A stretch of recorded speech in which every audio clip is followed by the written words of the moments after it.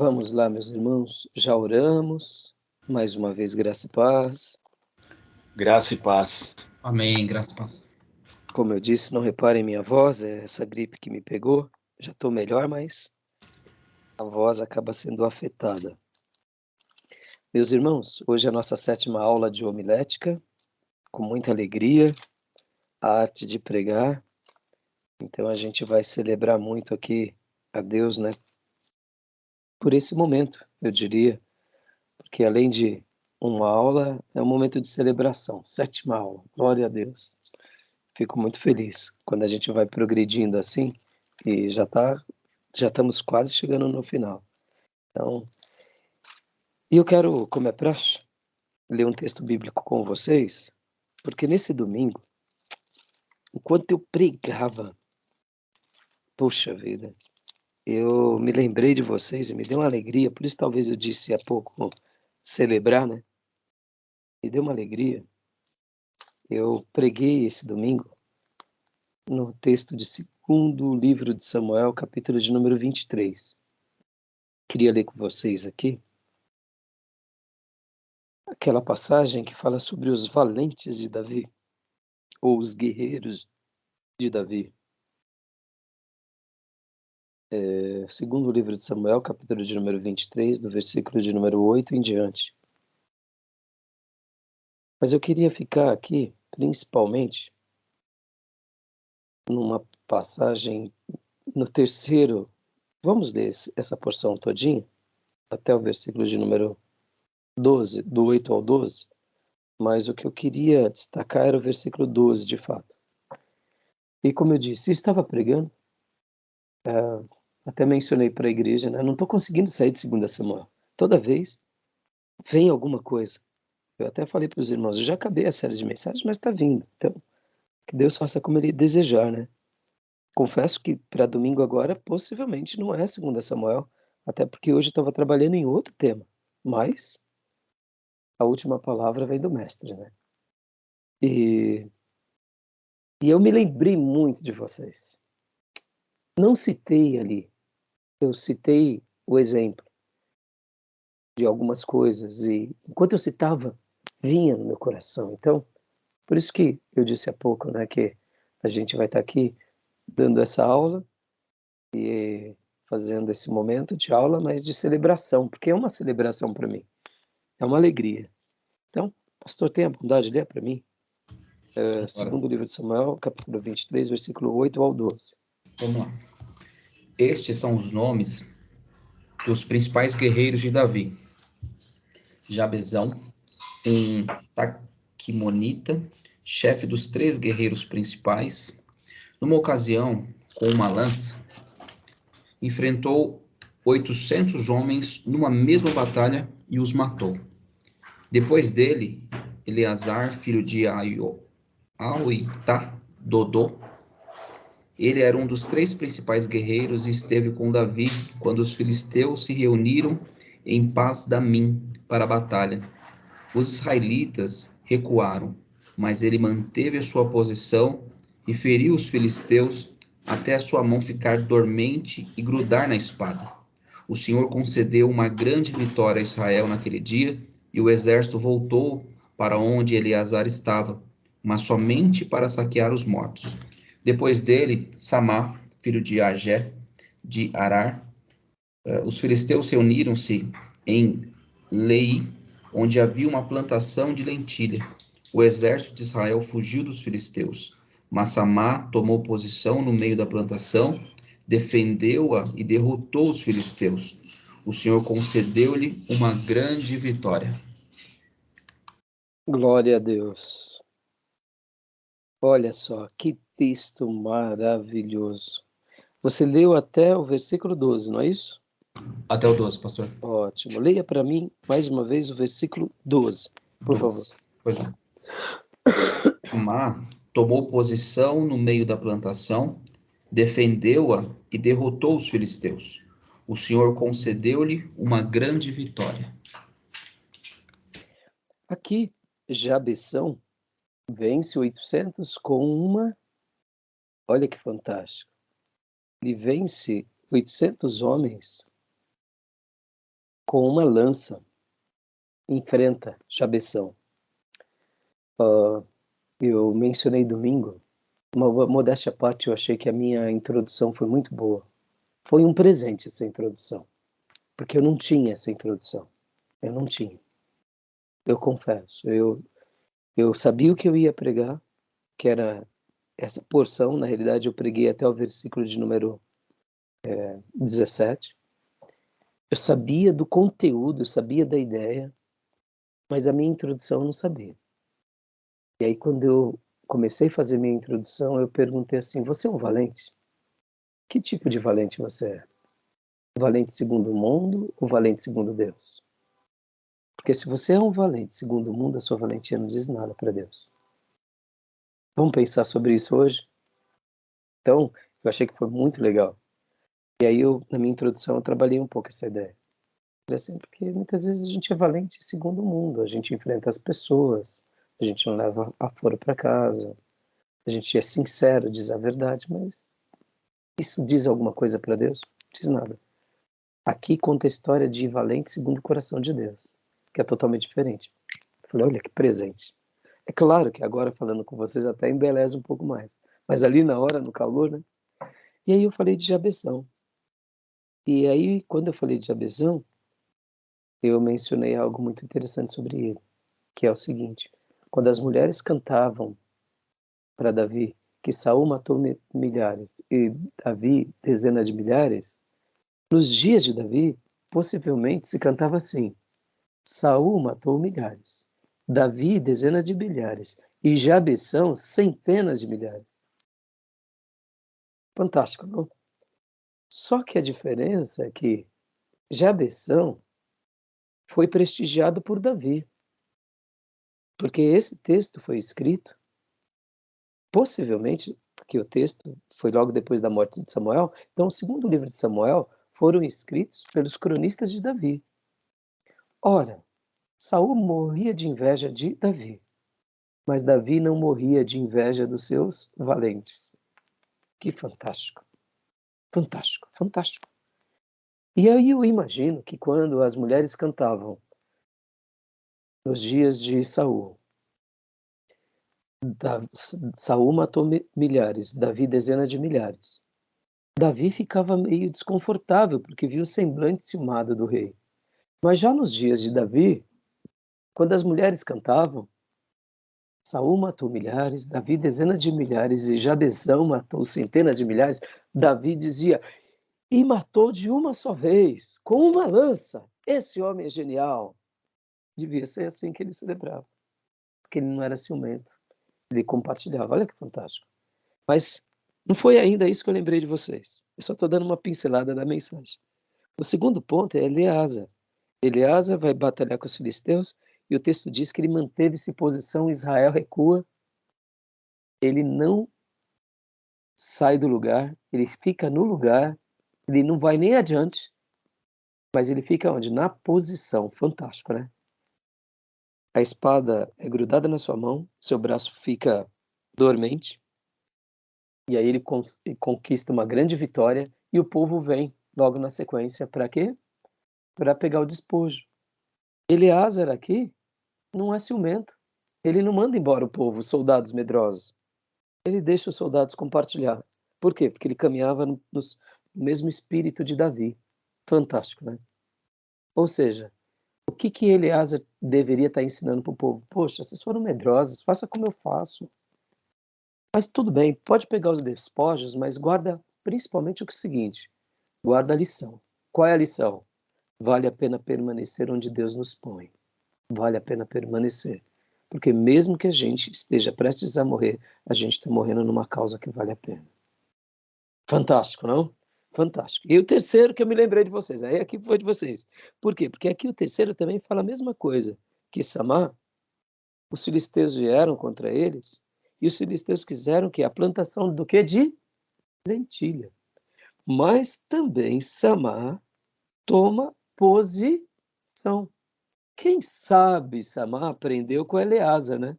Domingo eu não mencionei isso, mas agora está me vindo essa ideia. Quem sabe Samar aprendeu com Eleasa e ele toma posição luta e protege pela plantação de lentilha. O que é uma plantação de lentilha? Não é nada. Quantas são as vezes que a gente entrega de mão beijada para o inimigo? Porque, não vou perder tempo com isso. Mas aqui ele está mostrando o seguinte, que uma plantação de lentilha pode ser tudo. O que é a nossa plantação de lentilha? Muitas vezes é o nosso trabalho, muitas vezes é o nosso emprego, muitas vezes é a nossa família, os parentes problemáticos, o nosso dom que a gente está ainda, eu diria, trabalhando com muita limitação. Essa é a nossa plantação de lentilha. Os meus alunos no seminário são a minha plantação de lentilha. Tá entendendo, meus irmãos? Que orgulho, que orgulho, que orgulho. Muitas vezes ter um aluno é uma plantação de lentilha. 2, já estou com 100% de lucro, entendeu? Plantação de lentilha. Tomar posição. E a vitória de Deus, ela vem sobre a nossa vida da forma do Senhor. Porque aqui o texto diz que o Senhor concedeu-lhe uma grande vitória. Amém? Então eu deixo essa introdução aqui para vocês. E quando eu falava isso, eu falava com muita convicção, né? Falava, o que é a plantação de lentilha para a igreja? Eu falava, a tua família, a tua igreja, o teu dom. Aí eu lembrei de vocês. Aí me deu uma alegria, sabe? Não é uma alegria, estou até emocionado. Uma alegria. Porque mesmo gripado domingo, com dor de cabeça, eu sabia que eu tinha que entregar essa mensagem. E uma noite mal dormida, né? Não gosto de pregar assim, mas tem hora que a gente faz aquilo que Deus nos permite. E aí foi isso. E aí depois, é claro, eu tive o quarto ponto, que foi os 3 que vão buscar água para Davi. Tá bom, meus irmãos? Fica aqui essa meditação para vocês. Tá bom? Que a gente Amém. possa cuidar do nosso campo de lentilha, porque ele é precioso. O campo de lentilha pode ser a razão da nossa sobrevivência. Aquela ovelhinha que dá trabalho é o nosso campo de lentilha. Aquele obreiro problemático é o nosso campo de lentilha. A família, muitas vezes atribulada, o filho desviado, a filha desviada, os parentes, tudo perturbado, é o nosso campo de lentilha. O nosso país amado é o nosso campo de lentilha. Vamos lutar por ele. Amém? Então vamos lá, meus irmãos. Então vamos lá agora para a nossa aula, hoje, nossa 7ª aula. Semana passada falamos bastante sobre o quê? Sobre os tipos de sermão. Sermões, né? Português é tão difícil. Limões, limão. Tipos de sermões. Anciãos, anciões, né? Aí temos o temático, temos o textual, temos o expositivo. Enquanto eu pegava meus rascunhos das aulas passadas, eu fiz uma anotação também aqui, sobre os sermões doutrinários, antes de entrar aqui no mérito, porque nós concluímos o sermão temático, ou chamado por tópicos. Existe o tipo de sermões chamados sermões doutrinários. O que seriam sermões doutrinários? Sermões doutrinários seriam literalmente mensagens baseadas em capítulo por capítulo da Bíblia, ou livro por livro. Calvino pregava assim, e foi genial. Vários outros pregadores pregavam assim, e são geniais. Martin Lloyd Jones não pregava exaustivamente assim, mas ele, muitas vezes, eu me lembro do meu professor no seminário, Zé Carlos, certa ocasião, ele pegou um comentário de Efésios, de Martin Lloyd Jones, e disse assim, irmãos, eu estou abismado. Martin Lloyd Jones pregou 3 sermões de um único versículo. Estava no seminário. E eu nunca mais me esqueci disso. Então, o que seriam sermões doutrinários? Seriam esses baseados de livro por livro. Eu acho isso fantástico. Eu gostaria de ter essa competência tão, tão brilhante. Eu confesso, um pouquinho eu tenho. Que de vez em quando eu pego alguns capítulos e faço. Eu não sei se é só competência, se é direção divina, o que é. Eu acho que também tem um pouco a ver com direção divina aqui. Quando eu falo competência, irmãos, é porque muitas vezes eu fico vendo, por exemplo, Calvino, que é um grande expositor dessa natureza, e fico encantadíssimo, porque ele pregou quase todos os livros da Bíblia. Então isso é maravilhoso, porque há uma riqueza na pregação, no público que ouve, e há uma riqueza também se você tem a oportunidade de escrever o que você pregou. Fica para a posteridade, como texto. De qualquer forma, eu gosto muito também da ideia do quê? Da ideia de pregar de forma criativa, como eu acabo de dizer para vocês, dessa forma esporádica, porque Spurgeon fazia isso. Spurgeon não pregava sistematicamente. Spurgeon, inclusive, ele tinha essa competência de pregar versículo por versículo. Ele era uma mente brilhante, um homem de uma intelectualidade acima da curva. No entanto, Spurgeon, ele gostava dessa questão da surpresa. O que virá domingo? Não sei se era de propósito, mas eu acredito que era uma questão de vocação divina. Lendo um pouco Spurgeon, ele menciona isso, que essa questão de você, que teremos domingo? Qual vai ser a comida de Deus no domingo? Cria uma expectativa também. Que Deus vai falar com a igreja domingo? Então, esse senso de algo surpreendente e inesperado dá também uma espiritualidade mais pujante. As duas coisas são poderosas. E eu quero acreditar, como eu já disse nas aulas passadas, que a gente só tem que se descobrir. Mas eu acho fantástico. Então, sermões doutrinários têm a ver com essa questão do quê? De sermões baseados num livro. Então, eu já preguei alguns livros da Bíblia, mas não a grande maioria, somente alguns. Agora, ainda concluindo a aula da semana passada, porque aqui, vendo os assuntos, né, que trabalhamos rapidamente, só passando rapidamente aqui,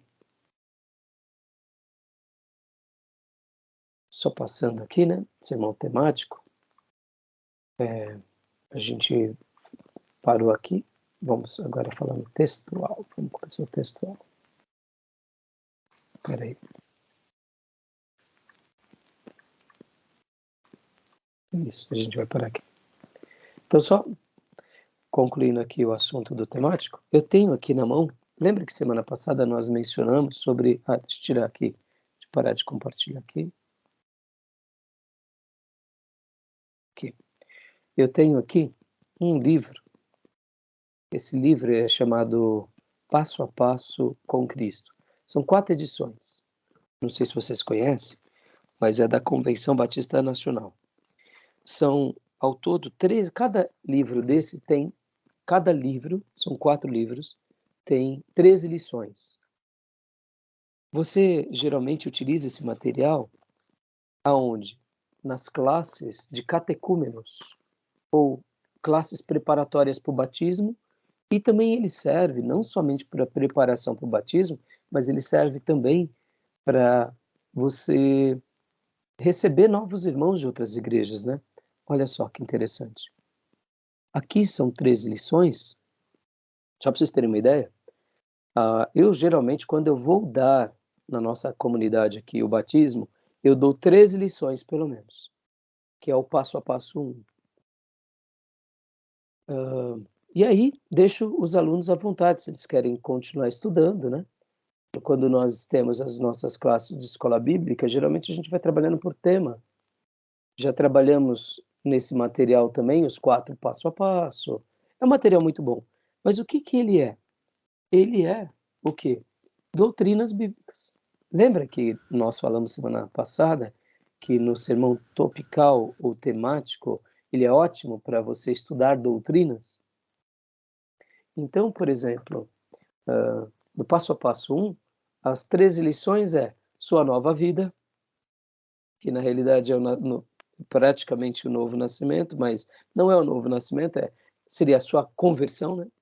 Aí tem seria sua nova vida, o assunto é conversão.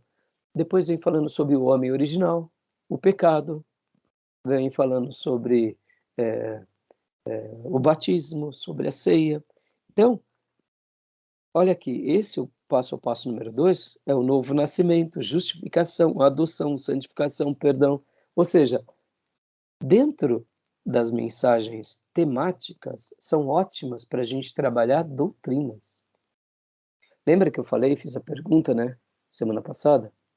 Desses 3 tipos de sermões mais utilizados, que é o temático, textual e o expositivo, O temático é muito difícil? Vocês acharam que sim, eu até fiquei admirado na resposta de vocês. Geralmente o pessoal prefere usar o temático, mas o temático, para que seja bem utilizado, a pessoa tem que conhecer muito Bíblia, porque senão ele se enrola. A gente acha que o temático basta você ter um tema e tá bom, não. Um pouco de pigarro. Só um minutinho.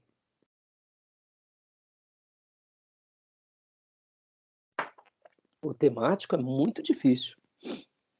O sermão temático, pode ver que aqui o nosso querido professor, pastor João Leão dos Santos Xavier, ele faz aqui esses 4 livros baseados no quê? Teologia sistemática. Esse livro é uma síntese de teologia sistemática. Podem ver que o nosso livro do Gruden, que é aquele livrão nosso de teologia sistemática, o que ele faz? Ele faz um compilado em, se não me falha a memória, 52 lições. Ele faz um compilado de 52 temas. E aí, é fácil? Claro que não. Hã? O autor? O autor é um João dos Santos Xavier, né? João Leão dos Santos Xavier. Depois eu passo para vocês os links. É da editora. Isso é ótimo para dar de escola bíblica, viu, irmãos? É um excelente material. A gente sempre usou.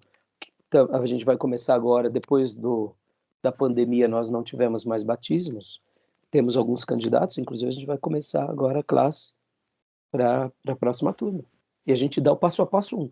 Pastor, só o passo a passo 1, irmão, são 13 lições de teologia sistemática. Resumido, mas bem trabalhada, o candidato vai para o tanque batismal convicto. Pelo menos sabendo o que é o batismo, por que é importante se arrepender, o que é o pecado, o que é a santificação, o que é o mundo. Ou seja, eu particularmente eu tive algumas aulas antes do meu batismo. Achei que foi até fraca, mas o meu pastor ele fazia assim. Mas eu acho que você dando um treinamento que não seja tão exaustivo, mas que seja bom, tá ótimo. Agora, tem pastores que vão preferir algo mais exaustivo. Cada um vai seguir. Tem aqueles que preferem ser bem ralo. Aí eu já não tenho muito apreço. Mas eu respeito também, irmãos. Cada igreja local responde por si, né? A gente não pode ficar sendo, arbitrando aí todas as igrejas, né? É que nós, como batistas, gostamos de estudar, né? A minha mensagem de domingo teve 1h10. E eu pensei que eu ia pregar em 30 minutos, porque o assunto estava muito mastigado. Deu 1h10. A igreja batista gosta de estudar. Nossas aulas aqui, 2h30 de aula. Entendeu? Então, faz parte do nosso DNA, né? Então, voltando a falar. Então, beleza? Tudo bem sobre o sermão temático? Tudo bem? Alguma dúvida? Ô, pastor, o sermão temático, muitas das vezes a gente tem um assunto na mente e o mais difícil é achar o tema. O senhor concorda com isso? Sim. É muito Spurgeon complicado, às é vezes, muito achar um tema complicado. para aquilo que você está no coração. Exato. Por isso que aquele livro de Spurgeon, Lições aos Meus Alunos, ele vai trabalhar bastante sobre essas questões e outros livros também, mostrando a importância de você selecionar um texto. Porque muitas vezes você está dentro de um sermão temático, você tem vários textos. Mas o texto que vai ser o chave é difícil. É É, muito difícil. já me Por isso deparei que... muitas vezes nessa situação. Irmão Dil, eu vou dar um exemplo meu, né? Tem vezes que eu fujo o protocolo da oratória. Segundo Spurgeon, segundo vários grandes oradores, você tem que usar um texto bem objetivo e um único texto. Tem vezes que eu fujo totalmente dos padrões da oratória. Eu leio um capítulo. Eu me sinto seguro fazendo isso. Na minha mensagem da semana passada, que eu preguei sobre o Senhor vive, que está baseado no segundo livro de Samuel, capítulo 22, versículo 47, eu queria falar sobre esse momento da vida de Davi, aonde ele faz um salmo. E eu ia ler o capítulo todo. Falei, pelo amor de Deus, é muito texto. Tem quase, são 51 versículos. Aí eu fiquei num impasse. Qual que foi a minha ideia? Davi, depois de tanta batalha, de tanta tribulação, ele consegue fazer poemas, salmos. Ele termina, segundo Samuel, fazendo salmos. Fala sério. Ele começa tendo lutas, dificuldades, vê Saul morrendo, vê o seu melhor amigo morrendo. Logo depois disso, Isbosete, filho de Saul, é nomeado como rei de Israel, tem lutas.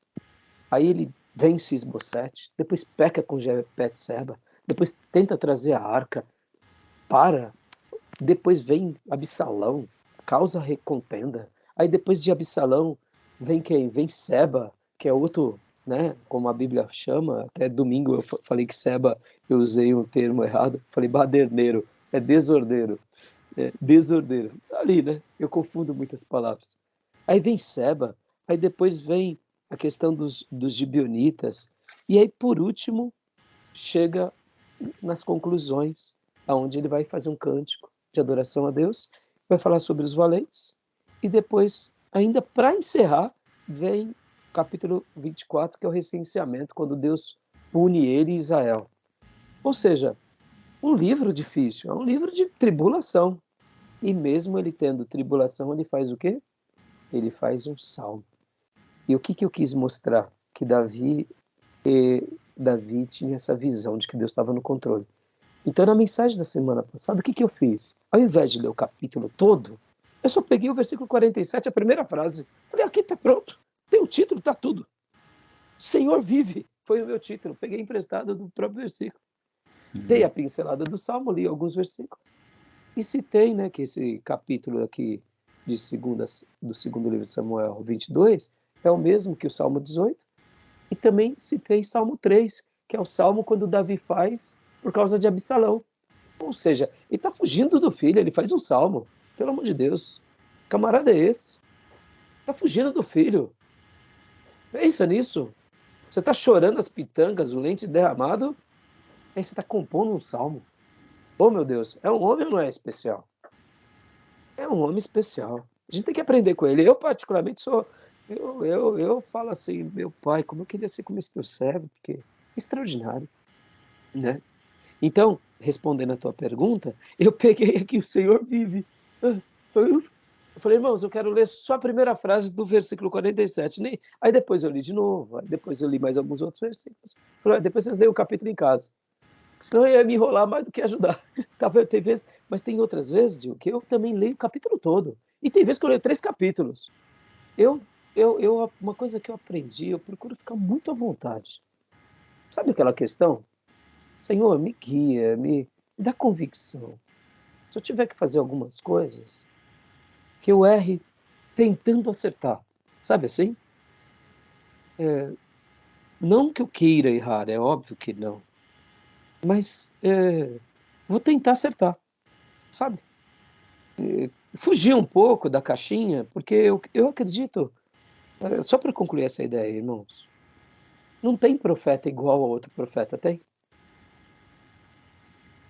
Até Elias e Eliseu recebe a unção dobrada de Elias, mas pode ver, um era careca, outro não, brincadeiras à parte. Mas assim, só a unção que foi dobrada, gente, não tinha nada a ver. Pode ver, Elias, possivelmente, ele era mais sarcástico do que Eliseu. Elias era mais apimentado, né? Gostava de ser sarcástico, aquela santa ironia provocativa, né? Contra... Já Eliseu não era assim. Eu acredito que eram personalidades distintas. A unção era a mesma. A unção era dobrada, mas a personalidade era distinta. Os apóstolos são diferentes.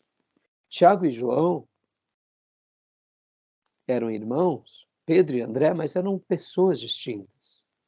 Moisés, profeta, Jeremias, profeta, distintos. São distintos. Então eu procuro, como eu mencionei para vocês aqui, a gente tem que se descobrir, né?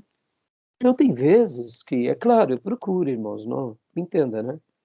Eu procuro ter um padrão, eu procuro aprender com os mestres, mas a gente tem que ter hora que tem que arriscar, Diogo, tem que arriscar. Porque tem vezes que a gente fica seguindo muito a caixinha, me entendam porque eu aprendi a fazer isso, tá, gente? Eu amo caminhar em sincronia, entendeu? Eu não tenho nenhum problema de caminhar debaixo de autoridade, é assim que a gente vai seguir, beleza, vamos seguir. Entendeu? Eu sou um bom soldado. É para todo mundo estar assim? Vamos estar assim. Então, quando eu aprendo algo, eu sigo ali ipsis literis. E tem vezes que Deus quer tirar a gente dali, né? Para a gente aprender que o Espírito Santo está agindo. Tá bom? Beleza? Tá joia, meus irmãos? Então, fiquem em Ok, paz. pastor. Vamos embora. Então, vamos embora aqui para a nossa apresentação, que tem muita coisa para a gente correr. Vamos lá. Vamos lá, vamos compartilhar aqui a tela. Sermão temático. Leia para nós, Gil, por gentileza. Sermão temático. Não, desculpa. Textual. Textual? Concluímos o tema. Sermão textual. É derivado do texto constituído de uma breve porção da Bíblia. O texto fornece o tema do sermão. Limita-se no máximo 3 versículos. J. Braga. James Geralmente gira. Braga, ele foi um grande. Desculpa, Gil. O Pode falar. James Braga foi um pastor e um professor de seminário que, com os seus livros de homilética, influenciaram gerações. Então, ele indicava que você usasse, no máximo, 3 versículos. Pode continuar. Ok. Geralmente gira em torno de um, ou melhor, de meio versículos. Então, você vê. Aí, o que acontece? É aí onde eu disse para vocês. James Braga foi um grande influenciador de gerações. Ele aconselha isso. Já outros pastores vão dizer que você pode ficar numa porção. Como assim? Pensem nas bem-aventuranças. As bem-aventuranças, ela é um conglomerado. Então, são vários versículos. É uma ideia, ali tem uma ideia, ali é a porção das bem-aventuranças. Alguns vão dar uma margem até maior. No entanto, a gente segue esses critérios para poder fundamentar a, a lição a vocês. Mas aqui fica uma dica. Se uma hora você for pregar, por exemplo, o Salmo 91, e se Deus está te conduzindo a falar do Salmo 91, pregue ele, porque ele é um salmo muito conhecido. Agora, se você sente convicção de ficar em alguns versículos, fique em alguns versículos. Por isso que aqui eu estou deixando vocês um pouco mais abertos, até para que a gente não engesse e não crie padrões pré-estabelecidos. Porque o padrão pré-estabelecido, ao mesmo tempo que ele é bom, ele pode deixar a gente meio preso, e aquela situação de deixar a gente meio preso pode atrapalhar na hora que a gente está ali pregando. O pregador iniciante, quando ele vai pregar uma mensagem, ele usa 3 versículos, ele acaba essa mensagem em 10 minutos. Porque ele não tem um acervo tão grande para falar daqueles 3 versículos. Um pregador já experiente, uma frase é muita coisa. Hoje eu publiquei no grupo para vocês aquele pequeno vídeo do pastor Hernandes Dias Lopes, e fantástico quando ele fala lá sobre muitos lobos dentre vós, em vós, né? Fantástico aquela citação. Eu nunca tinha notado aquilo. Você vê que só ali já, ele, com certeza, ele pregaria uma semana ali, não é? Por quê? Porque muitas vezes, para um pregador experiente, ele lê uma palavra, ele faz um paralelismo de palavras, ele vai por original, ele remete a uma doutrina. Agora, o iniciante, ele com 3 versículos, ele se perde. Então, por isso que eu estou falando aqui, que não é aqui tentando ser complacente com o iniciante, mas muitas vezes é mais fácil para o iniciante seguir o quê? Ele prega um salmo, ele divide aquele salmo em 3 tópicos. Ele dura 20 minutos. E ele prega mais seguro. Por isso que não há, assim, uma regra, há uma indicação do que seja melhor. Tendo em vista a experiência do pregador, tendo em vista a fluência dele, aí sim. Mas fica aqui essa dica, tá bom? Beleza até aí? Ok, pastor. Pastor, Joia. Pois não. no sermão textual, eu acho que muitas pessoas incorrem no erro, né, de pegar o texto, sei lá, 1 ou 2 ou 3 versículos, e aí ele até começa falando sobre o versículo, daqui a pouco ele entra num assunto, ele tá falando de banana, aí como daqui a pouco ele tá falando de verdura, volta a falar de massa, mas não volta para o texto, né? E isso é um risco que todo mundo corre. Mas me parece que no sermão textual isso talvez seja até um pouco mais latente, né? E aí, o senhor já até respondeu, eu acredito, né? O fato das pessoas inexperientes querer pregar num texto pequeno, isso pode acontecer com mais frequência. Exatamente. Tem uma piada que ilustra bem isso daí que você acabou de dizer. Chegaram, 2 irmãs estavam conversando, né? E aí uma dizia assim para a outra: Ah, eu não aguento mais, meu pastor. A vida toda só prega o mesmo sermão. Só tem um sermão aquele homem. Só tem um sermão. E aí a outra ouvia e falava: É mesmo? O que que é? Aí ela deu um exemplo, por exemplo, João 3,16. Só fala isso, não prega outra coisa. É domingo após domingo, João 3,16. Só João 3,16. Onde ele vai no casamento, João 3,16. É culto fúnebre, João 3,16. Domingo de ceia, João 3,16. Páscoa, João 3,16. Natal. Aí outra disse assim: o meu consegue ser mais extraordinário do que o seu. Porque o seu só tem uma. E o meu consegue fazer de qualquer passagem da Bíblia a mesma coisa. Ele é mais Esperto. fantástico do que o seu. Ele abre em Gênesis, ele fala daquele assunto lá. O Senhor ainda prega um único, mas ele é fiel àquilo que prega. Ele não, né? E o outro não, ele conseguia falar de Apocalipse, ele ia para aquele sermão, sabe? Tem umas genialidades, irmão. Tem uma genialidade. Por isso que meu professor Maurício, na época, hoje ele é diretor do seminário, ele é diretor da convenção.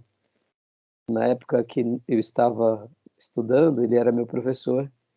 Até hoje ele leciona. E ele falava assim: Rai, nós precisamos estudar muito para mudar os nossos sermões, para enriquecê-los. Por isso que uma das tarefas mais lindas do pastor é o quê? É o estudo. É o estudo, é a piedade, a busca diante de Deus, né?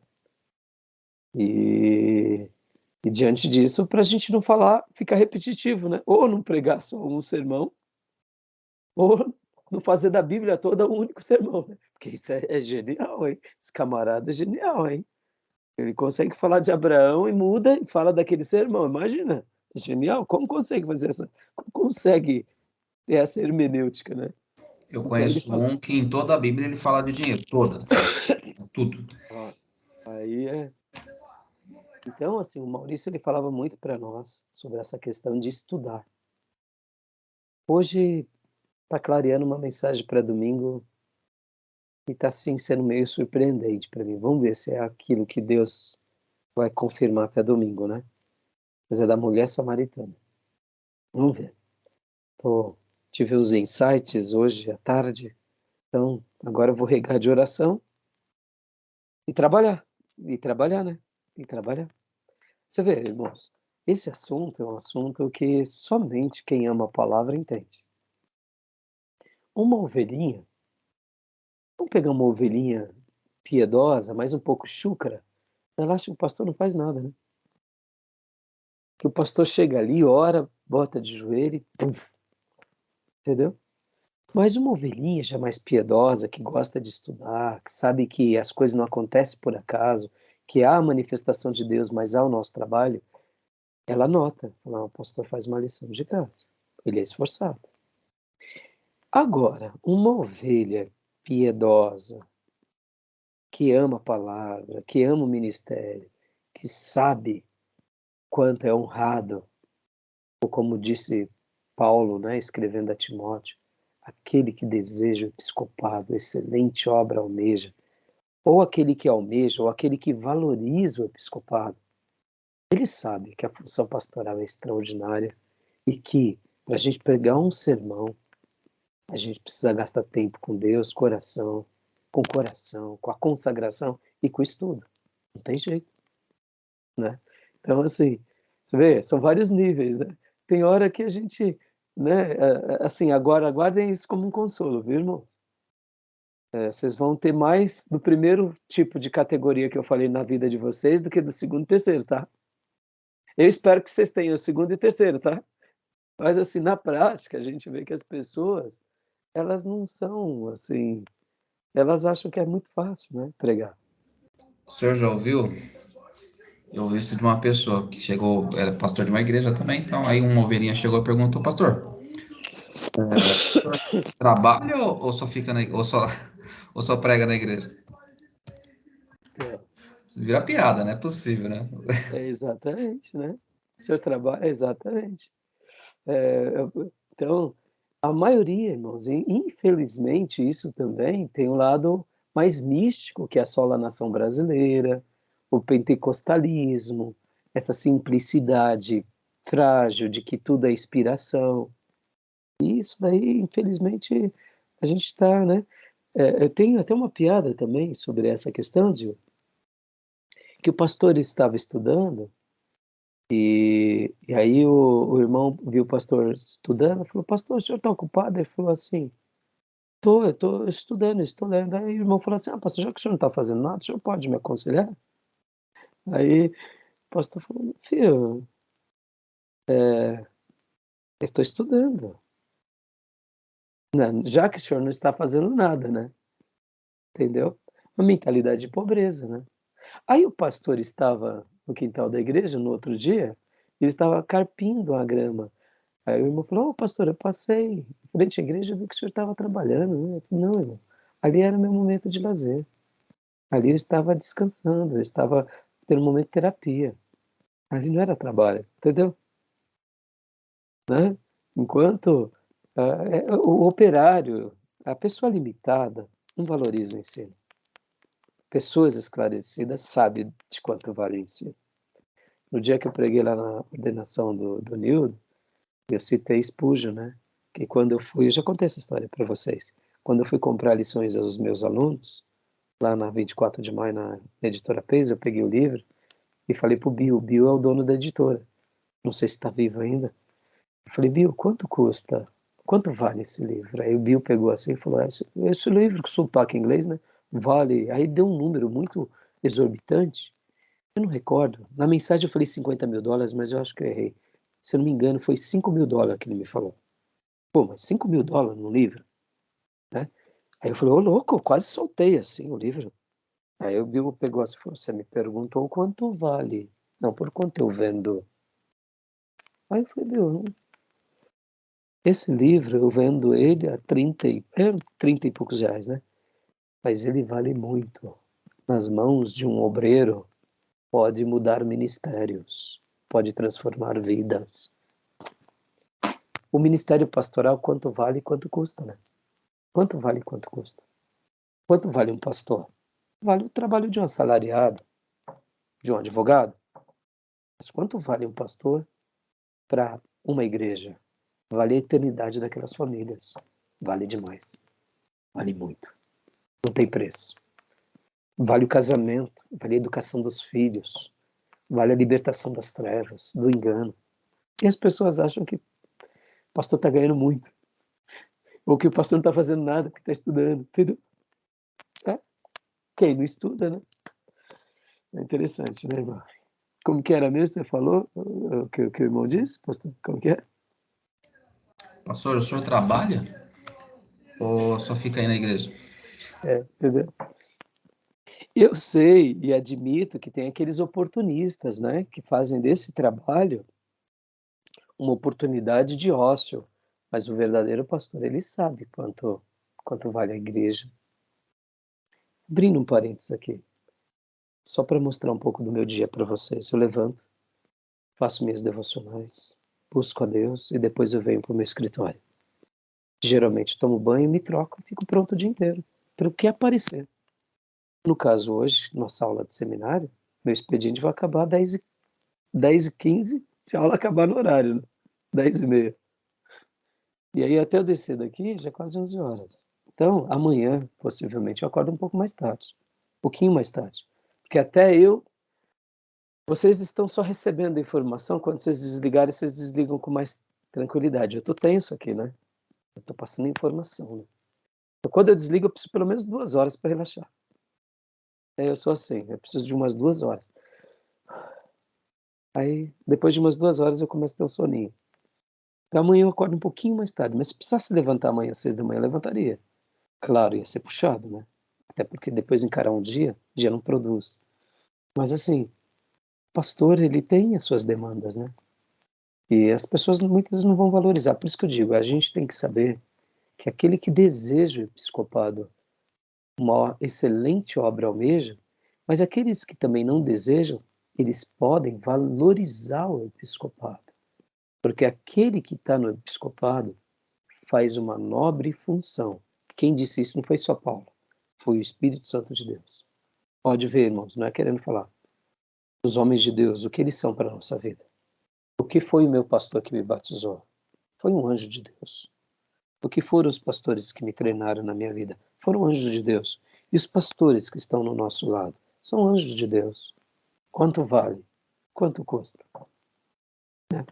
Vamos lá, meus irmãos. Vamos lá, que senão não vamos render a aula. Tem que trabalhar. Joia, vamos lá.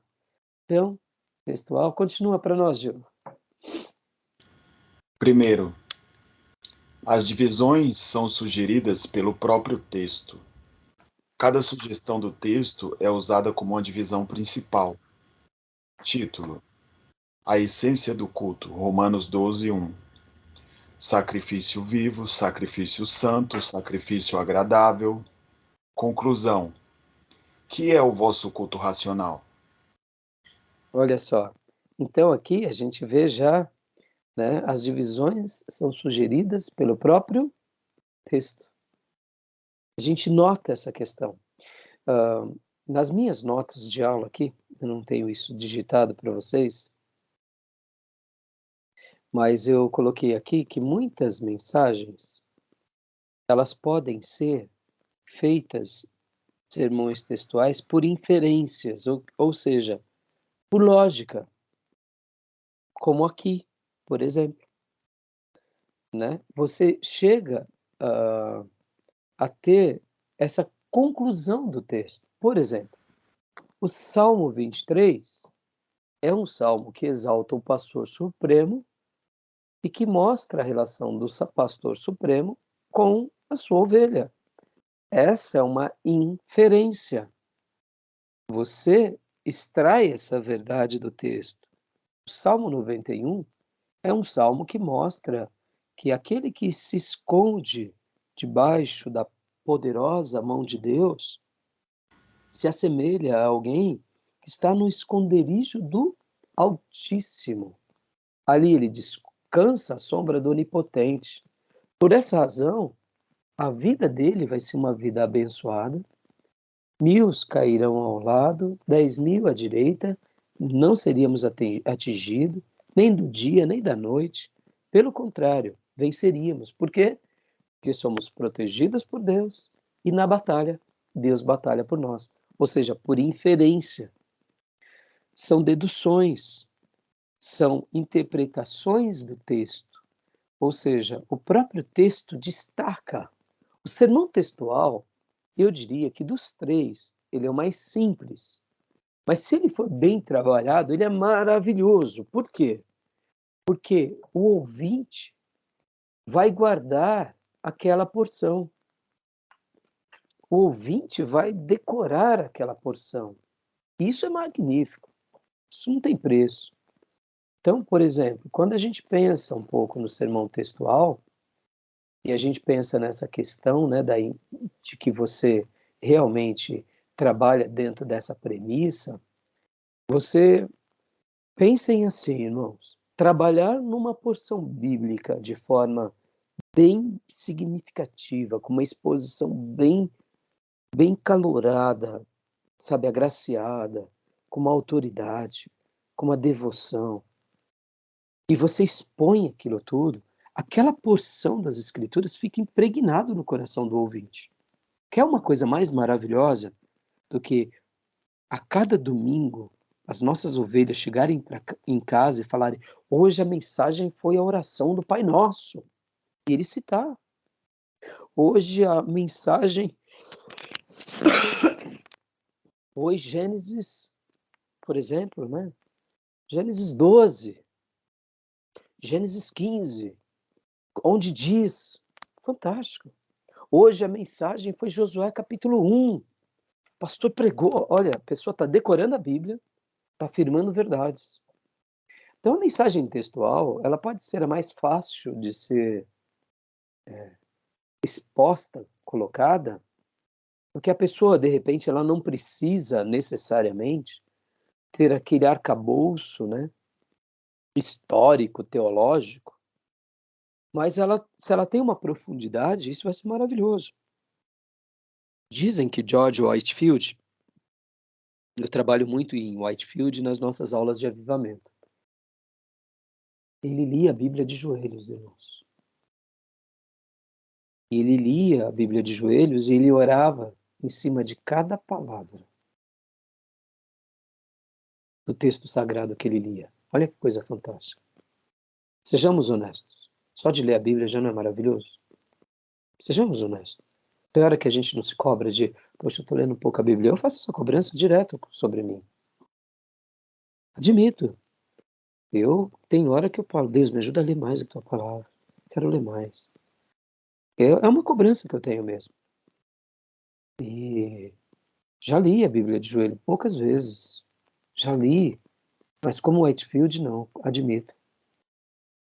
Tenho até o desejo de fazer isso mais. Porque isso demonstra duas coisas para mim. Demonstra tempo com Deus e tempo com a palavra. E reverência.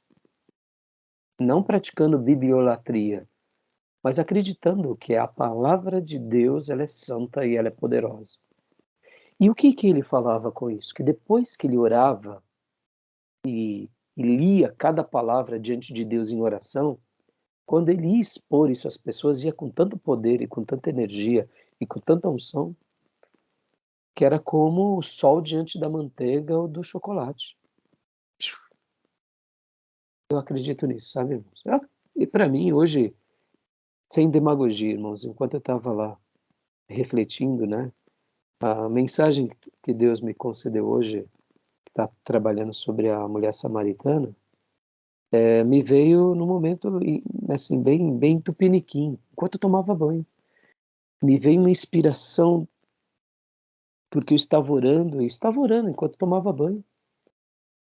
E, de repente, lembrei da mulher samaritana, Jesus falando com ela. E aí me veio um tema, e eu falei, meu Deus, que coisa fantástica. Que coisa fantástica. E você vê, que coisa, né, mano? Momento que a gente está totalmente desprovido de tudo, né? Estava orando.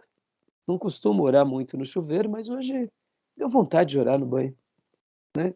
Não costumo, confesso para vocês, não é muito do meu feitio, mas não que haja problema, viu, irmãos? Não vejo. Mas enquanto eu estava ali, a gente não canta no chuveiro, né? Não louva a Deus, né? E tem vezes que o chuveiro, o banho, não vira um culto, né? E a gente está lá.